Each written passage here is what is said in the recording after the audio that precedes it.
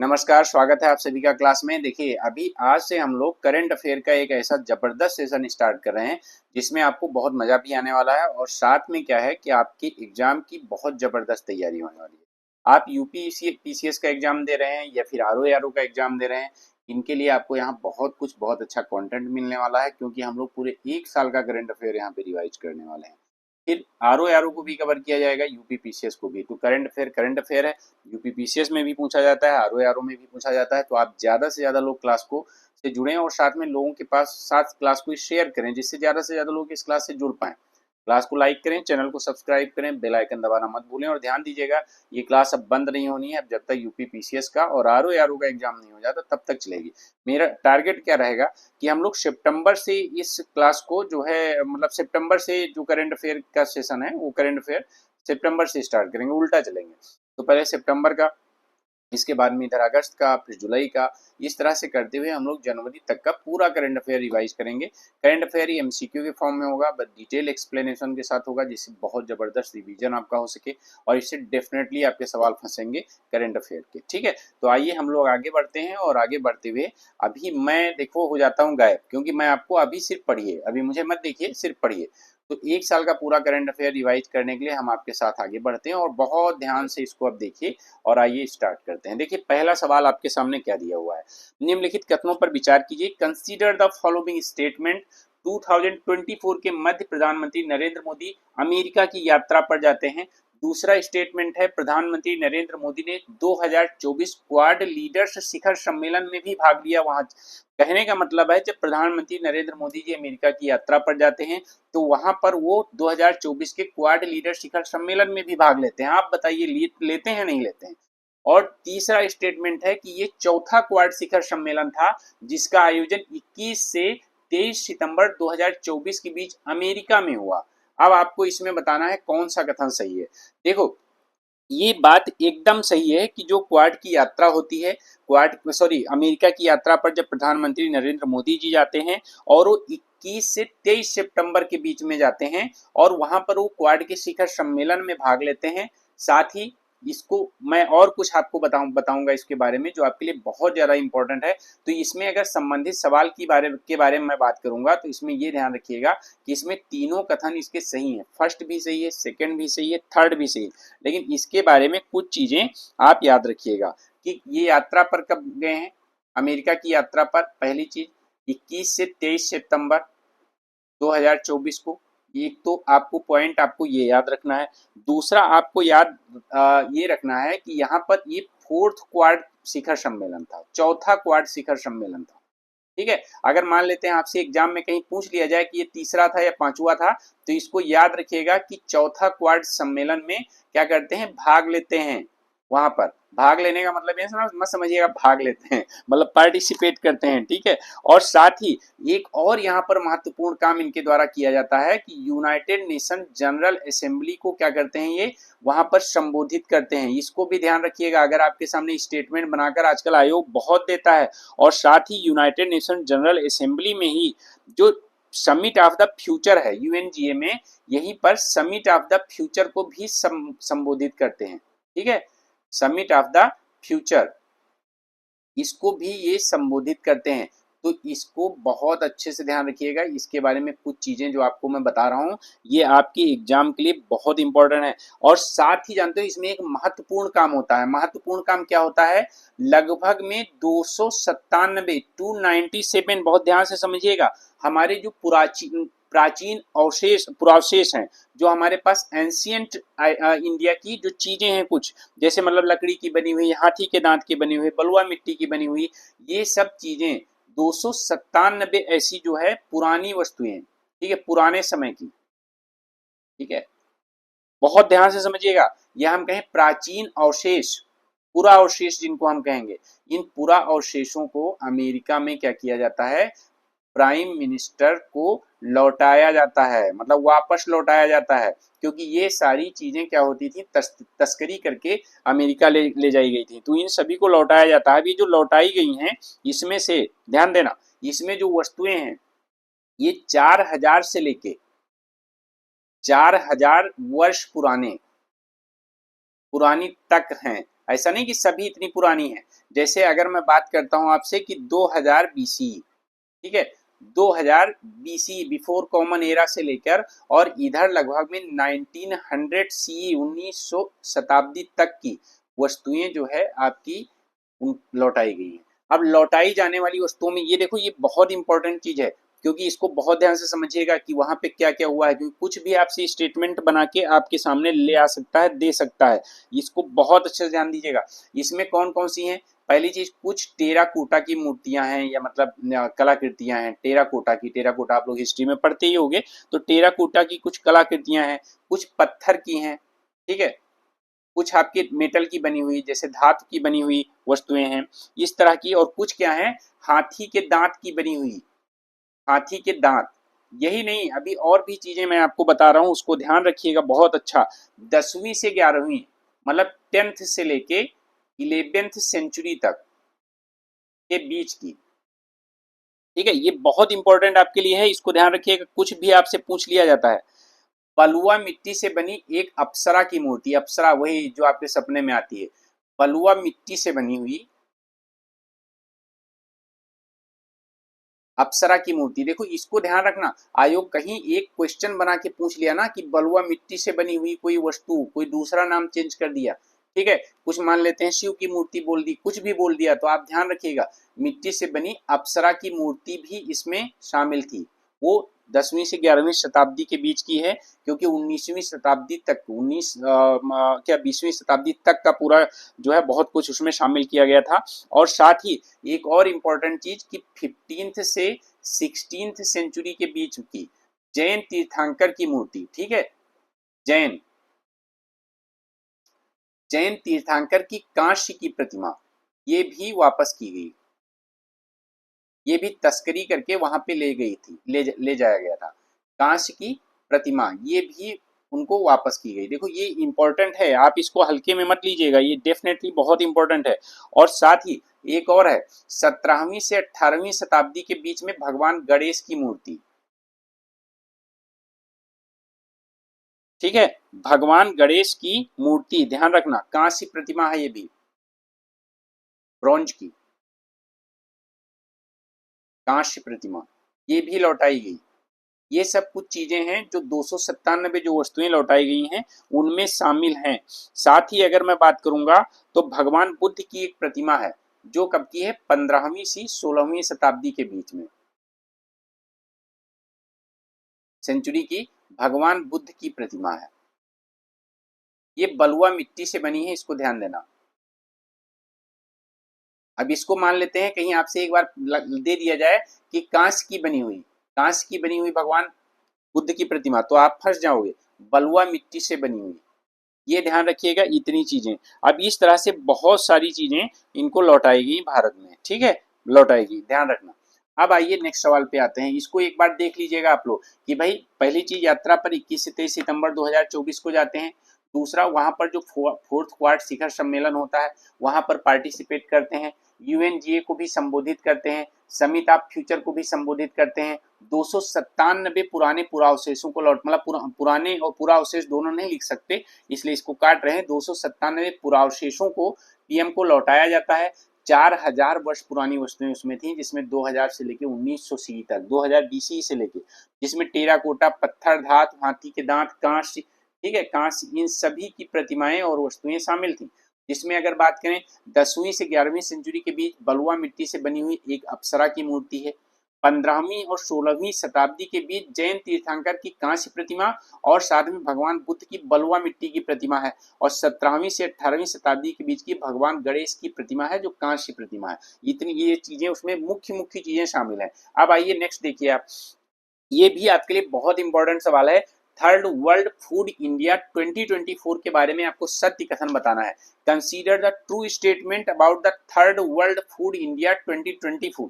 अब इसमें आपको ये बताना है कि पहली चीज देखो, यह कार्यक्रम नई दिल्ली में संपन्न हुआ है, पहला स्टेटमेंट बता रहा है। दूसरा, इस कार्यक्रम का भागीदार देश जापान है। अब भैया इस कार्यक्रम में जापान ने पार्टिसिपेट किया था कि नहीं किया था, आपको भी बताना है। और साथ ही यह नई दिल्ली में संपन्न हुआ है कि नहीं हुआ, ये भी आपको बताना है। आपको बताना है केवल एक सही है, केवल दो सही है, दोनों सही हैं या नहीं है, आपको इसका जवाब देना है, ठीक है। तो बहुत सही, अच्छे से जवाब दीजिए इसका।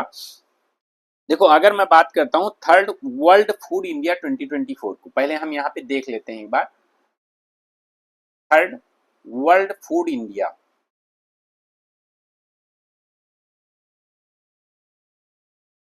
2024, इसके बारे में हम एक बार देख लेते हैं।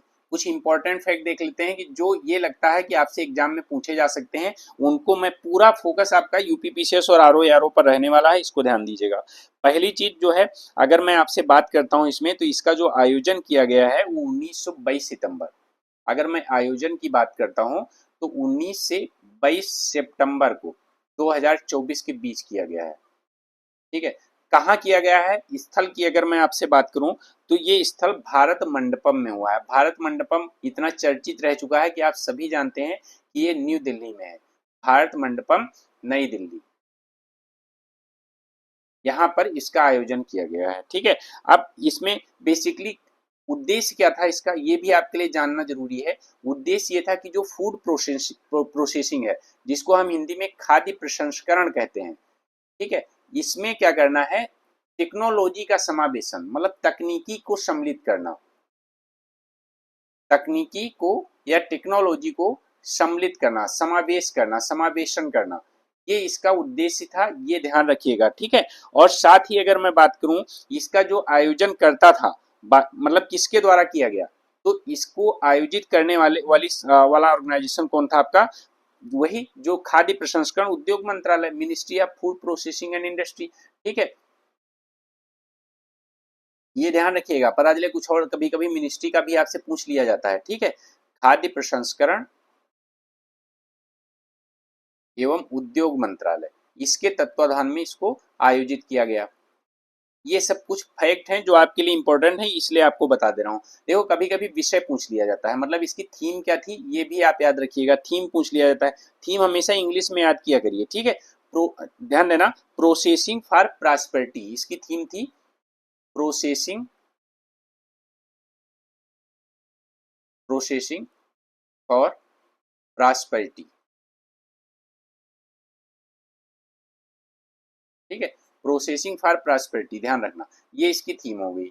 अब देखो इसके साथ ये जो कुछ छोटी छोटी चीजें हैं, जिसको हम कहेंगे छोटी छोटी मगर मीठी बातें, छोटी छोटी मगर मोटी बातें, तो उनको आप जरूर याद रखिएगा, क्योंकि ये आपके एग्जाम में काम आते हैं। ठीक है, आपके एग्जाम में काम आते हैं और अच्छे से। अब देखो इसमें जो भागीदार देश था, जो पार्टिसिपेंट्स थे, वो जापान था। भागीदार देश इसमें कौन सा था, जापान। कभी कभी आपसे फोकस देश भी पूछा जा सकता है, तो इसमें जो पूरा फोकस था वो वियतनाम और ईरान पे रहा है। ठीक है, तो ये आप कुछ चीजें इसमें याद रखिए। अब इस सवाल को, इस पर को पढ़ने के बाद देखिए कि यह कार्यक्रम नई दिल्ली में हुआ, बिल्कुल सही बात है। कहाँ हुआ, भारत मंडपम में हुआ। इस कार्यक्रम में जापान भागीदार देश के रूप में सम्मिलित हुआ, तो इसमें क्या होगा, इसमें दोनों कथन आपके सही है, सी इसका सही जवाब होगा। ठीक है, आइए आगे देखते हैं, हम लोग देखते हैं क्या हो सकता है।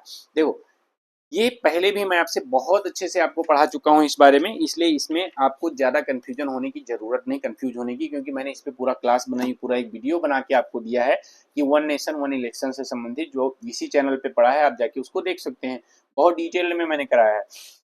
तो एक राष्ट्र एक चुनाव समिति की सिफारिश के संबंध में निम्नलिखित कथनों पर आपको विचार करना है। Consider the following statements regarding the recommendations of one nation and one election committee. पहली चीज, इस कमेटी के हिसाब से जो इसने सिफारिश दी, इसने बताया कि देश में 2 चरणों में चुनाव कराना है। ठीक है, to hold elections in the country in 2 phases, आप ऐसे इसको लिखिए, कराना। ठीक है, इसका इसने कहा कि भाई देश में 2 चरणों में चुनाव कराइए। दूसरा स्टेटमेंट है कि पहले चरण में लोकसभा और दूसरे चरण में विधानसभा का चुनाव एक साथ कराना, मतलब पहले चरण में लोकसभा का चुनाव करा दिया जाएगा, दूसरे चरण में विधानसभा का चुनाव करा दिया जाएगा। तीसरा है आम चुनाव के 100 दिनों के अंदर स्थानीय चुनाव कराना, जो पंचायत के हैं, लोकल बॉडीज के हैं। और चौथा है सभी चुनावों के लिए मतदाता सूची तैयार करना। अब आपको बताना है ए बी सी डी में से, नीचे देखिए ऑप्शन और जवाब दीजिए कि कौन सा सही है। तब तक मैं आपको इसके बारे में जो मोटी मोटी, मतलब छोटी छोटी मगर मोटी बातें हैं, वो मैं आपको बिल्कुल समझाता हूँ। एक राष्ट्र एक चुनाव समिति, एक राष्ट्र एक चुनाव। अब इसके बारे में थोड़ा सा मैं बताऊंगा, जो बस केवल वही बताऊंगा जो आपके एग्जाम के लिए इम्पोर्टेंट हो सकता है। अब इसकी अगर मैं सिफारिशों की बात करूं तो सबसे पहले देखो, अगर मैं एक राष्ट्र एक चुनाव की बात करता हूं, मैं समिति हटा देता हूं, तो चुनाव को मंजूरी दी गई, किसकी चुनाव की को मंजूरी किसने दी? कैबिनेट ने दिया। कब दिया? ये भी सवाल आपसे आ जाता है।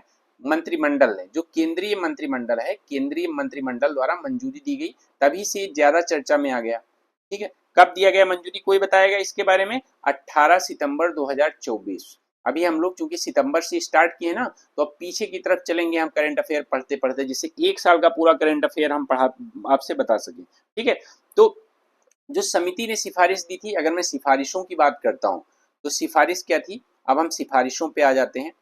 सिफारिशों में ध्यान रखिएगा, पहली सिफारिश क्या थी कि 2 चरणों में चुनाव कराना। 2 चरणों में चुनाव, एक तो ये सिफारिश की। अब इस 2 चरणों में चुनाव में सिफारिश क्या की जानते हैं? कहा गया कि पहले चरण क्या होगा, पहले चरण में क्या किया जाएगा, आपका जो है लोकसभा प्लस विधानसभा, इनके चुनाव क्या करेंगे, एक साथ कराए जाएंगे पहले चरण में। ठीक, और दूसरा जो चरण होगा, दूसरा चरण, इसमें क्या किया जाएगा, इसी के 100 दिन के अंदर, ठीक है, पंचायत चुनाव कराए जाएंगे। पंचायत चुनाव मतलब लोकल बॉडीज के चुनाव, पंचायत और नगर निगम के, इसके 100 दिन के भीतर, ये ध्यान रखिएगा। अब देखो, अब आप पहले ध्यान से समझिएगा, अभी आपको सब समझ में आ जाएगा और बहुत अच्छे से मजा आएगा आपको। ठीक है, और एक चीज और इसमें कहा गया, जो इलेक्टोरल है, देखो अभी क्या होता है कि स्टेट जो इलेक्शन कमीशन है वो अलग इलेक्टोरल तैयार करता है, मतलब मतदाता सूची, और जो सेंटर है केंद्र, वो अलग मतदाता सूची तैयार किया करता है। तो इसमें भाई जब चुनाव डालने वाले वही हैं 18, वो ऐसा तो है नहीं कि राज्यों में 18 वर्ष से कम के चुनाव डाल पाते हैं, ऐसा तो है नहीं। तो जब चुनाव डालने, सॉरी, वोट डालने वाले वही हैं, तो मतदाता सूची अलग अलग क्यों है? तो इसमें क्या किया गया कि लोकसभा और प्लस विधानसभा के लिए एक ही मतदाता सूची होगी, एक ही इलेक्टोरल होगा। ठीक है, एक ही मतदाता सूची, इसको ध्यान रखिएगा। और इसके अलावा एक चीज और ध्यान दीजिएगा, इसमें एक चीज और बताया गया कि सपोज दैट कहीं त्रिशंकु विधानसभा आ जाती है, मान लेते हैं कहीं त्रिशंकु विधानसभा आ जाती है, कोई सरकार नहीं बना पा रहा है, या मान लेते हैं कहीं अविश्वास प्रस्ताव के कारण सरकार भंग हो जाती है, तो इसमें यह किया गया है कि जैसे जो भंग हुई सरकार है, ये सिफारिश की गई है कि जो भंग हुई सरकारें हैं, उनका अगर री इलेक्शन होता है, मतलब दोबारा चुनाव होता है, तो दोबारा चुनाव का जो समय होगा वो क्या होगा, बचे हुए समय तक ही रहेगा, बचे हुए समय तक रहेगा। जैसे समझो, अगर मान लेते हैं सपोज दैट उत्तर प्रदेश की मैं बात करता हूँ। अब उत्तर प्रदेश की सरकार अगर मान लेते हैं 5 साल के लिए जो है आती है, और बीच में 3 साल में वो भंग हो जाती है, तो दोबारा जो चुनाव होंगे उसमें जो सरकार बनेगी वो सिर्फ 2 साल रहेगी। ऐसा इसलिए किया गया है जिससे एक साथ चुनाव कराने का जो एक सरकार की मंशा है वो पूरी हो सके। ऐसा ना हो कि पता चले, आप समझो, यही तो पहले होता रहे, सरकारें बीच में भंग हुई, दोबारा इलेक्शन आया, फिर से उनको 5 साल का टर्म मिला, ऐसे में ये बैलेंस बिगड़ गया था। तो उसको दोबारा से सही करने के लिए कि भंग हुई सरकारें जो चाहे विश्वास प्रस्ताव की वजह से आई हो, चाहे त्रिशंकु विधानसभा की वजह से आई हो, उनका अगर री इलेक्शन होता है तो सिर्फ वो बचे हुए समय के लिए होंगी। इसको बहुत अच्छे से ध्यान दीजिएगा। और ऐसा करने के लिए समिति ने क्या कहा है कि कार्यकाल में एक तालमेल बना रहे, इसीलिए उसने कहा है कि अनुच्छेद 82 में संशोधन करके अनुच्छेद 82 ए जोड़ा जाए, संविधान में संशोधन करके अनुच्छेद 82 ए जोड़ा जाए, जिससे कि इसके बीच में एक तालमेल बनाए रखा जाए। ठीक है, अब देखो, जो उच्च स्तरीय समिति बनाई गई थी वो आप सभी जानते हैं कि ये रामनाथ कोविंद जी, जो भारत के पूर्व राष्ट्रपति हैं, उनकी अध्यक्षता में बनाई गई थी। अब हम इस सवाल पे आ जाते हैं। इस सवाल में बताया गया है कि देश में 2 चरणों में चुनाव कराना एकदम सही है। देखो, इसको ध्यान से पढ़ो। इसमें बताया गया है कि पहले चरण में लोकसभा और दूसरे चरण में विधानसभा, जबकि मैंने आपको यहाँ पर क्या पढ़ाया है, मैंने यहाँ पे पढ़ाया है कि पहले चरण में ही लोकसभा और विधानसभा के चुनाव, तो पहले ही चरण में लोकसभा और विधानसभा के चुनाव होंगे, इसलिए ये हो गया आपका गलत। ठीक, ये हो गया गलत। अब जब तीसरे पर आते हैं, आम चुनाव के 100 दिनों के अंदर स्थान, ये बिल्कुल सही है। ठीक है, दूसरे चरण हो गया ये इसका। और सभी चुनावों के लिए मतदाता सूची तैयार करना, ठीक, सभी चुनाव के लिए। तो अब क्या होगा, अब आपका पहला भी सही हो गया, तीसरा सही हो गया, चौथा सही हो गया। तो पहला, तीसरा, चौथा ये बी आपका सही हो जाएगा, ठीक है, और दूसरा आपका हो जाएगा गलत। अभी समझ में आ गया आपको? उम्मीद करता हूँ अच्छे से समझ में आ गया। अब देखिए इसका जवाब दीजिए। देखो ये भी आपके लिए इम्पोर्टेंट है, क्योंकि जो सेवेंथ न्यूट्रिशन मंथ है, सेवेंथ, सातवां पोषण माह इस बार मनाया गया है। तो उस सात मतलब पोषण माह मनाया गया है, ये उसका सेवेंथ एडिशन था। आप उसको मत समझिएगा कि सेवेंथ मंथ नहीं, मतलब जो हमारा न्यूट्रिशन मंथ मनाया जाता है, जो पोषण माह मनाया जाता है, तो उसका ये सातवां जो है संस्करण था। अब आप इसमें बताइए कि इसमें कौन सा कथन सत्य है, इसको अच्छे से पढ़िए और इसके बारे में बताइए, ठीक है। और इसको पोषण माह ही नहीं, इसको एक्चुअल में अगर हम राष्ट्रीय पोषण माह कहें, नेशनल न्यूट्रिशन मंथ, तो ज्यादा अच्छा रहेगा। अब आप इसमें बताइए कि पहला दिया हुआ है स्टेटमेंट कि it was celebrated across the country from first to 30 September 2024, 1 से 30 सितंबर के बीच में मनाया गया। दूसरा, 31 अगस्त 2024 को प्रधानमंत्री ने नई दिल्ली में 7वें पोषण माह का शुभारंभ किया। अब आप जल्दी जल्दी इसका बताइए, ठीक है, फटाफट बताइए, देखते हैं कौन सही जवाब देता है इसका। मैं वेट कर रहा हूं आपका, जल्दी जल्दी बताइए।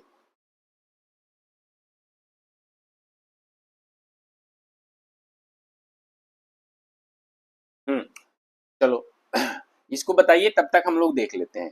अगर मैं सेवेंथ, सातवें, जो सेवेंथ है, राष्ट्रीय पोषण माह की बात करता हूँ, इसको ध्यान समझ लीजिएगा, जिससे आपके सामने अगर सवाल आए तो आप दे पाए। तो इसका जो आयोजन है, ठीक है, 1 से 30 सितंबर के बीच में हुआ है, ये बिल्कुल सही बात है। 1 से 30 सितंबर 2024 के मध्य इसका आयोजन किया गया। लेकिन एक चीज आपको और अच्छे से ध्यान देने वाली बात है।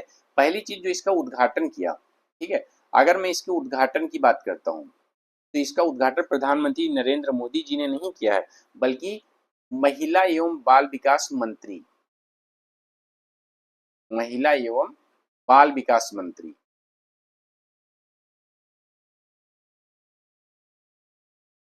कौन है? श्रीमती अन्नपूर्णा देवी ने किया है, ठीक है, अन्नपूर्णा देवी, इन्होंने किया है। और कहाँ पे किया है? इसका शुभारंभ नई दिल्ली से नहीं हुआ है, बल्कि इसका शुभारंभ हुआ है गुजरात के गांधीनगर से, ठीक है, गुजरात के गांधीनगर। इसको आप ध्यान रखिएगा, क्योंकि ये इंपॉर्टेंट है, इसको ध्यान रखिएगा आप, ठीक है। अब इसमें बेसिकली देखो, पहली चीज महिला एवं बाल विकास मंत्रालय द्वारा आयोजित किया गया, ये आपको पता चल रहा है, क्योंकि महिला एवं बाल विकास मंत्री ने ही इसका जो है बेसिकली उद्घाटन किया है, ठीक है। अब इसमें उद्देश्य क्या था इसका? जो मिशन पोषण 2 है, 2.0, मिशन पोषण, जो पोषण अभियान है, मिशन पोषण 2.0, तो इसका कार्यान्वयन करना, ठीक है, इसके आधार पर कुपोषण से निपटना, ठीक है, कुपोषण से निपटना, ये उसका उद्देश्य है। इसको ध्यान रखिएगा आप, ठीक है। अब इसमें क्या करना है? पहली चीज, इसके कुछ कारण है, कुछ जैसे निगरानी क्या क्या है। पहली चीज, एनीमिया, एनीमिया से निपटना, पोषण ऐसे उपलब्ध कराया जाए कि एनीमिया दूर हो सके। साथ ही जो आप बहुत ध्यान से समझिएगा इसको, कि पूरक आहार जो होता है, जो कंप्लीमेंट्री न्यूट्रिशन है, ठीक है, तो पूरक आहार का ध्यान रखना, पूरक आहार पे फोकस करना, और साथ ही जो है पढ़ाई के साथ साथ पोषण भी उनको उनको उपलब्ध कराना। और एक चीज और ध्यान दीजिएगा, एक पेड़ माँ के नाम, इसका विषय क्या रहा? विषय भी इसका रहा कि एक पेड़ माँ के नाम, एक पेड़ माँ के नाम। अब आप इसको सवाल को देखिए इसके बाद में। अब सवाल में क्या बताया गया है कि 1 से 30 सितंबर को मनाया गया, एकदम सही बात है। 31 अगस्त को प्रधानमंत्री नरेंद्र मोदी ने, देखो ये सही बात है 31 अगस्त, लेकिन नहीं, अन्नपूर्णा जी देवी ने, किसने? अन्नपूर्णा देवी, इन्होंने। और दिल्ली में नहीं, कहाँ पे? गांधीनगर, गांधीनगर। तो इस वजह से ये हो गया आपका गलत। आपका केवल सही क्या आएगा? ए, ठीक है। आइए आगे पढ़िए, तब तक मैं पानी पी लेता हूँ। भारत जल सप्ताह, इंडिया वाटर वीक, जल्दी जल्दी बताइए भाई, इसके बारे में देखते हैं।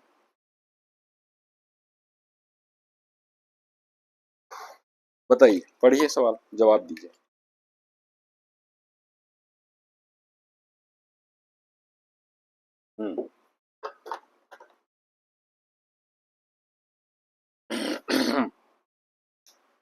भारत जल सप्ताह के बारे में आपको बताना है कि कौन सा कथन सत्य है। पहला, यह इसका 8वां संस्करण था, मतलब 8th एडिशन था किसका, भारत जल सप्ताह का, और दिल्ली में आयोजित किया गया। पहला स्टेटमेंट कह रहा है। दूसरा स्टेटमेंट कह रहा है इसकी थीम थी समावेशी जल विकास और प्रबंधन के लिए साझेदारी और सहयोग, partnership and collaboration for inclusive water development and management. अब आप इसमें से बताइए कि केवल एक सही है, केवल दो सही है, दोनों सही है, दोनों गलत हैं। आप जल्दी जल्दी बताइए भाई। देखो, इसके बारे में बहुत ज़्यादा आपको कुछ नहीं बताऊंगा, लेकिन हाँ, जो एक्चुअल में भारत जल सप्ताह 2024 की मैं बात करता हूँ। भारत जल सप्ताह 2024, अगर मैं इसकी बात करता हूँ तो पहली चीज, इसका 8वां संस्करण था, 8th एडिशन था ये, ठीक है। और इसका अगर मैं उद्घाटन की बात करता हूँ तो 17 से 20 सितंबर के बीच में इसका उद्घाटन वहीं हुआ है जहां भी मैंने बताया था थोड़ी देर पहले, ठीक है। 17 से 20 सितंबर 2024 को इसका जो है उद्घाटन होता है। कहाँ पे होता है? भारत मंडपम, नई दिल्ली। भारत मंडपम,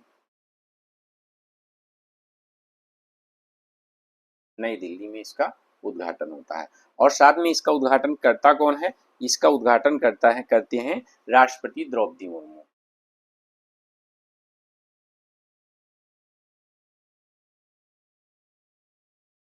राष्ट्रपति द्रौपदी मुर्मू, ये इसका उद्घाटन करती हैं। आप ध्यान दीजिएगा। अगर मैं इसकी थीम की बात करता हूं तो थीम इसकी जो मैंने अभी आपको पढ़ाया है वही है, समावेशी जल विकास, समावेशी जल विकास और प्रबंधन के लिए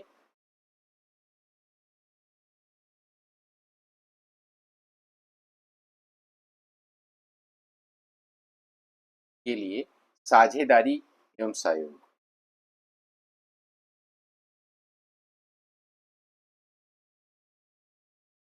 ठीक है, साझेदारी एवं सहयोग, ठीक है, partnership and collaboration for inclusive water development and management. तो इसमें क्या होगा? इसका दोनों सही आएगा, सी इसका सही जवाब आएगा। वात्सल्य के संबंध में निम्न कथनों पर विचार कीजिए। मैंने पहले भी आपको वात्सल्य के बारे में पढ़ाया है। एक्चुअल में वात्सल्य का मतलब आप समझिए, मैं यहाँ पे बात कर रहा हूँ आपसे एनपीएस वात्सल्य की, ठीक है। यहाँ पर वात्सल्य का मतलब है एनपीएस वात्सल्य की मैं बात कर रहा हूँ आपसे, मैं पहले भी पढ़ा चुका हूँ। 18 सितंबर 2024 को केंद्रीय मंत्री निर्मला सीतारमण ने गुजरात के गांधीनगर से इस योजना को शुभारंभ किया। पहली चीज इसको बताइए, ठीक है, कि कहाँ से शुभारंभ किया, ठीक, इससे आपको पता चल जाएगा। अब दूसरा कथन पे आप आइए, यह योजना 18 वर्ष से कम आयु के नाबालिगों के लिए है। तीसरा है, इस योजना की घोषणा केंद्रीय बजट 2023-24 में की गई है। और चौथा है, माता पिता बच्चों के नाम पर प्रति वर्ष न्यूनतम 1000 का निवेश कर सकते हैं। अब आप इसमें से बताइए ए बी सी डी में से कौन सा सही है, जल्दी बताइए, देखते हैं कौन इसका सही जवाब देता है। बताइए, फटाफट बताइए। देखो, मैं पहले भी आपको इसके बारे में पढ़ा चुका हूँ। पहली बात, ये योजना नाबालिगों के लिए है। एक एनपीएस जैसे आपकी पेंशन स्कीम टाइप का है। माँ बाप क्या कर सकते हैं, बच्चों के नाम मिनिमम 1000 की कंट्रीब्यूशन के साथ में इस अकाउंट को खोल सकते हैं। और जब बच्चे बड़े हो जाएंगे तो उनको जो रेगुलर उनके पेंशन स्कीम होगी उसके साथ इसको कनेक्ट कर सकते हैं। तो बच्चे जब अपने पैरों पर खड़े होंगे तो कम से कम उनके पास एक बैकअप होगा, एक बैकबोन होगा इस चीज का। ये इसका उद्देश्य है। अब इसका देखो, एक बहुत ध्यान से समझिएगा, आप सवाल का जवाब आप कैसे दे सकते हैं। यहाँ पर दिया है कि 18 सितंबर 2024 को केंद्रीय मंत्री निर्मला सीतारमण ने इसका उद्घाटन किया, लेकिन इसका उद्घाटन गुजरात के गांधीनगर में नहीं किया है।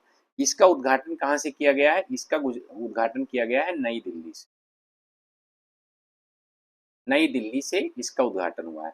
तो पहली चीज, अगर 18 सितंबर 2024 को इसका उद्घाटन किया है तो जाहिर सी बात है इस योजना को 2023-24 में नहीं लाया गया था। इस योजना को लाया गया है 2024-25 के बजट में, इसका अनाउंसमेंट किया गया है। अब यहाँ पे समझिएगा, यही ट्रैप है। 2024-25 के बजट में इसका जो है अनाउंसमेंट किया गया है। 18 वर्ष से कम आयु के नाबालिगों के लिए, आपको पहले ही बता दिया मैंने। माता पिता बच्चों के नाम पर प्रतिवर्ष 1,000 रुपए का निवेश कर सकते हैं, ये भी सही है। तो अब इसमें सही क्या आ रहा है, 2 और 4, 2 और 4 के अलावा बाकी सभी इसमें दोनों गलत हैं, तो ये सही जवाब आएगा इसका। ठीक है, मतलब इसका उद्घाटन निर्मला सीतारमण ने किया, सही बात है, लेकिन नई दिल्ली से किया है, और इसका अनाउंसमेंट बजट 2024-25 में किया है। इसकी 1,000 रुपए का मिनिमम निवेश है इसमें, 18 साल से कम एज होनी चाहिए जिनके लिए आप निवेश कर रहे हो। ठीक है, नेक्स्ट, निम्नलिखित में से किस राज्य की सीमा सोनभद्र से नहीं मिलती है, आपको बताना है। बिहार की, झारखंड की, छत्तीसगढ़ की और राजस्थान की, आपको बताना है। देखते हैं कौन इसका जवाब देता है। ठीक है, फटाफट इसका जवाब दीजिए, देखें भाई, जल्दी जल्दी जवाब दीजिए, कौन है जो जल्दी जल्दी इसका जवाब दे सकता है, फटाफट बिना लेट के जवाब दीजिए। ये तो बहुत आप लोगों का फेवरेट सवाल है कि निम्नलिखित में से किस राज्य की सीमा सोनभद्र से नहीं मिलती है। भाई उत्तर प्रदेश, यूपी पीसीएस या यूपी आरओ की तैयारी कर रहे हो, जल्दी बताओ। देखो आइए मैं बताता हूँ, देखो ये मैप है, ठीक है। अब अगर मैं, आप ध्यान से देखिए उत्तर प्रदेश के मैप को, तो उत्तर प्रदेश का मैप कौन सा है, देखो ये जो रेड कलर में आपको दिख रहा है ये वाला, देखो ये मैप है आपकी यूपी का। देखो ऐसे ही अभी आपका बन के क्या आ जाएगा, जैसे बहुत हम लोग कहते हैं कि देखो ये गैंडा की सींग है, ये गैंडा टाइप का देखो बन के आ जाएगा ऐसे, देख रहे हो। अब ये मत समझिएगा कि उत्तर प्रदेश को मैं गैंडा कह रहा हूँ, लेकिन उसकी कुछ डिजाइन ऐसी है, लोग ऐसा कहते हैं, मैं नहीं कह रहा हूँ। ठीक है, ये देखो अपना पूरा ये उत्तर प्रदेश है, ये देखिए पूंछ भी है, ये देखो यहाँ तक पूंछ भी है इसकी, देखो ये दिख रहा है, ये पूंछ भी है इसकी, ये देखो। ठीक है, अब ये देखो ये पैर भी हैं इसके, अब ये जो पैर हैं इसके, यही सोनभद्र था। ठीक है, ये वाला अभी बता रहे हैं कौन सा एरिया। ठीक है, ये आपका पूरा उत्तर प्रदेश है, देखिए बन गया उत्तर प्रदेश। ठीक है, ये उत्तर प्रदेश है, ये वाला जो एरिया आपका है ये है सोनभद्र। ठीक है, ये आपका सोनभद्र है। अब इसमें अगर आप देखोगे, ठीक है, तो ये वाला देखो यहाँ पे ये लाइन आपको दिख रही है, ये ध्यान से देखिएगा, ये आपका है बिहार। ठीक है, देखो ये वाली लाइन आपकी दिख रही है, ये आपका क्या है, ये आपका है झारखंड। ठीक है, और इसके नीचे आप देखोगे तो देखो ये वाली लाइन दिख रही है, दिख रही है, ये आपका है छत्तीसगढ़,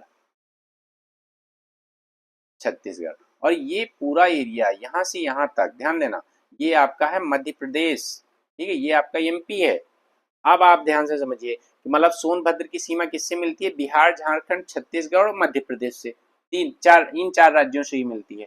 ठीक है, तो इसमें बिहार से भी मिलती है, राजस्थान बताइए, झारखंड से भी मिलती है, छत्तीसगढ़ से मिलती है, और प्लस मध्य प्रदेश से मिलती है, लेकिन राजस्थान से इसकी सीमा नहीं मिलती है। तो इसका सही जवाब क्या आएगा, सी।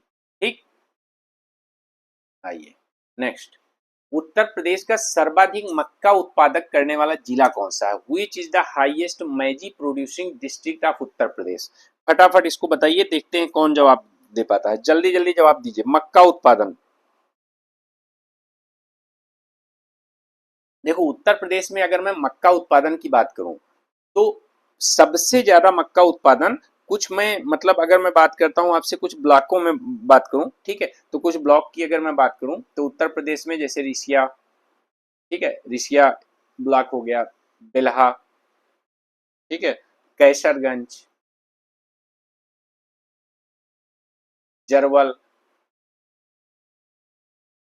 ये एक्चुअल में यहाँ पे अगर मैं बात करूं तो लगभग में 30 से 35 हेक्टेयर इन जगहों पर, 30 से 35 कुंटल पर हेक्टेयर के हिसाब से उत्पादन होता है। और ये एरिया कहाँ पड़ते हैं, एरिया पड़ते हैं आपके बहराइच में।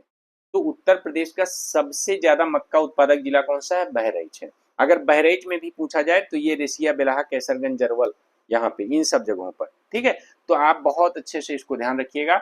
अगर मैं नेक्स्ट बताता हूँ तो ध्यान दीजिएगा, तंबाकू उत्पादन में उत्तर प्रदेश का कौन सा स्थान है, आपको बताना है। What is the position of Uttar Pradesh in tobacco production, पहला है, दूसरा है, तीसरा है, चौथा है, आप जल्दी जल्दी बताइए, देखते हैं भाई क्या बताते हैं आप। उत्तर प्रदेश की बात है, तंबाकू उत्पादन में अगर तंबाकू उत्पादन की बात करता हूं तो सबसे प्रथम स्थान आपका आंध्र प्रदेश का आता है। सबसे प्रथम स्थान किसका आता है, आंध्र प्रदेश का, पहला स्थान। अगर दूसरे स्थान की बात करूं तो दूसरा स्थान आपका आता है गुजरात का। तीसरा स्थान अगर मैं बात करूं तो उत्तर प्रदेश का, ठीक है, और चौथा स्थान आपका आता है कर्नाटक का। इसको याद रखिएगा। अब इस हिसाब से अगर आप देखें तो उत्तर प्रदेश का तीसरा स्थान है और ये इसका सही जवाब हुआ। ठीक है, नेक्स्ट सवाल को देखिए, लिखा हुआ है नमो भारत रैपिड रेल के संबंध में सत्य कथन की पहचान कीजिए। भैया ये नमो भारत रैपिड रेल है क्या? आप जल्दी जल्दी इसके बारे में बताइए कि आखिरकार क्या है, इसमें खास क्या है, जल्दी बताइए। देखो, पहला सवाल दिया हुआ है, पहला ऑप्शन दिया हुआ है कि 16 सितंबर 2024 को 16 सितंबर 2024 को प्रधानमंत्री नरेंद्र मोदी ने अहमदाबाद से पहली ट्रेन का उद्घाटन किया। दूसरा दिया हुआ है कि यह ट्रेन अहमदाबाद से भुज के बीच में चलेगी। देखो बहुत इजी सवाल है, पहला और दूसरा सब एकदम टोटली मैच कर रहे हैं। बस आपको ये बताना है कि क्या 16 सितंबर 2024 को किया है और प्रधानमंत्री नरेंद्र मोदी ने किया है कि नहीं किया है। केवल एक सही है, केवल दो सही है, दोनों सही है, कोई नहीं सही है, आपको बताना है। आप अगर मैं बात करूं, देखो ये ट्रेन रैपिड नाम ही है, क्या नाम है? Rapid train. ठीक है, नमो भारत रैपिड रेल। तो आप समझ सकते हैं बहुत फास्ट ट्रेन है और साथ में इसका जो उद्घाटन है वो 16 सितंबर 2024 को किया गया है। इसमें भी कोई गलत बात नहीं, एकदम सही है। ठीक है, देखो यहाँ देख लो, रेल मंत्रालय ने जो भुज से लेकर अहमदाबाद के बीच में वंदे मेट्रो का नाम बदलकर क्या कर दिया गया है? भारत रैपिड रेल कर दिया। जो वंदे मेट्रो चल रही थी उसका नाम रख दिया गया है भारत रैपिड रेल, रेल मंत्रालय ने। ठीक है, और दिल्ली और मेरठ के बीच भारत की पहली रैपिड रेल लाइन की आंशिक शुरुआत भी हो गई है। और अगर नमो भारत रेल की बात करें तो ये भुज से अहमदाबाद के बीच में 359 किलोमीटर की दूरी पर लगभग में 5 घंटा 45 मिनट में तय करेगी और साथ में कनेक्टिविटी में सुधार होगा। अब ये जो भुज से अहमदाबाद वाली नमो भारत रैपिड रेल है, इसकी विशेषता क्या है? देखिए, पहली चीज, इस ट्रेन में 1150 सीटों वाली क्षमता वाले लगभग 12 कोच हैं। ठीक है, और एग्रोनॉमिक सीटें हैं, पूरी तरह से एयर कंडीशन है जो केबिन है, और मॉड्यूलर इंटीरियर है उसमें। तो बेसिकली जो अन्य मेट्रो सुविधाएं हैं उनसे इसको बेहतर बनाते हैं। ठीक है, और साथ में रैपिड रेल में अगर टकराव से बचने के लिए, आग का पता लगाने के लिए, एरोसोल आधारित आग बुझाने के लिए कवच प्रणाली, आपको याद है ना कवच प्रणाली? जब ट्रेन हादसे हुए थे पिछली बार बहुत ज्यादा, तो उसमें कहा गया था कि कवच प्रणाली नहीं लगी थी, तो कवच प्रणाली से लैस है।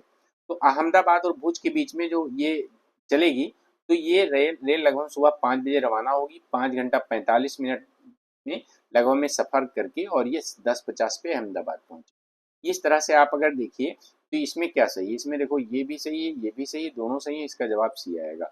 और इसी के साथ आज की करंट अफेयर की क्लास खत्म होती है। कल इसके आगे का करंट अफेयर लेकर आपके सामने फिर आऊंगा। उम्मीद करता हूं कि करंट अफेयर की ये क्लास आप लोगों को पसंद आई है, और अगर आप लोगों को ये करंट अफेयर की क्लास पसंद आई है तो अपने दोस्तों को भी साथ में जोड़ें। और यूपी पीसीएस और आरओ एआरओ के लिए ये क्लास रामबाण होने वाली है, इसलिए इसको बिल्कुल भी मिस ना करें और इससे लगे रहें आप सभी लोग। ठीक है, धन्यवाद।